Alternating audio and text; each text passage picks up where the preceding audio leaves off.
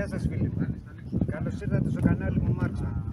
Είμαι ο Τάκης και σήμερα θα δούμε μια νέα κατασκευή. Η κατασκευή αυτή ξεκίνησε από τη στιγμή που είχα κάνει το πρώτο τελευταίο βίντεο που ήταν οι μεταλλικές πλάκες κόπευσης, και έτσι προέκυψε ένα τηλέφωνο από ένα φίλο από τη Θεσσαλονίκη και μου λέει: Τάκη, ωραίο το βίντεο, μήπως μπορείς να φτιάξεις μεταλλικούς στόχους κρεμαστούς τύπου Mickey Mouse? Του λέω γιατί όχι, να το δούμε. Αφού είδαμε διάφορα σχέδια, καταλήξαμε σε αυτό εδώ.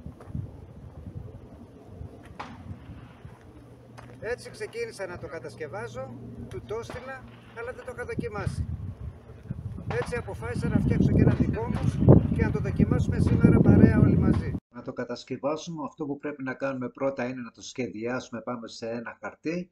Στη συνέχεια το χαρτί αυτό να το μεταφέρουμε σε ένα χαρτόνι και να κόψουμε το πατρόν, και αφού κόψουμε το πατρόν σημαδεύουμε το μέταλλο και το κόβουμε. Από εκεί και πέρα δεν έχουμε να κάνουμε τίποτα άλλο από το να το βάψουμε. Τα υλικά που χρειαζόμαστε είναι ένα χάλιβα 8 χιλιοστό και ένα τροχό για να κόψουμε τα μέταλλα. Πάμε να κάνουμε μερικές βολές και να δούμε την αντίδρασή του.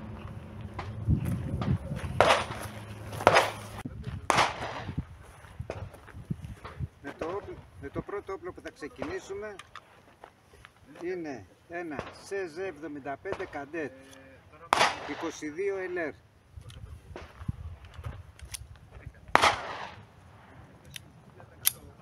Απόσταση γύρω στα 25 μέτρα.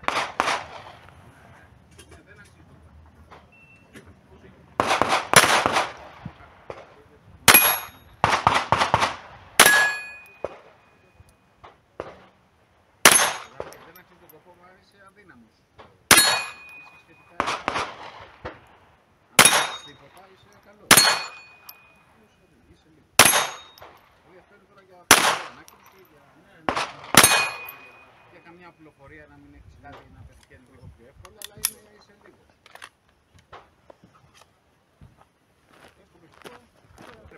Το δεύτερο που θα δοκιμάσουμε CZ P10F 9 χιλιοστά Luger.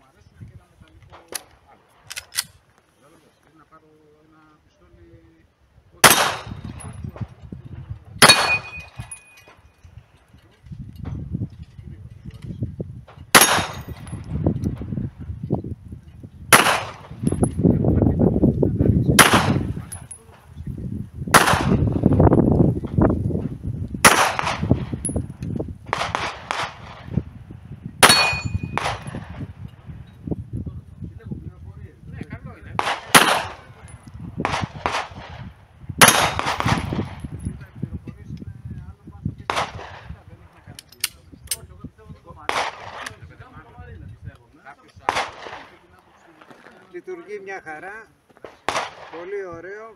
Πιστεύω το φιλαράκι με το ευχαριστηθεί. Του εύχομαι καλές βολές και να το χαρεί.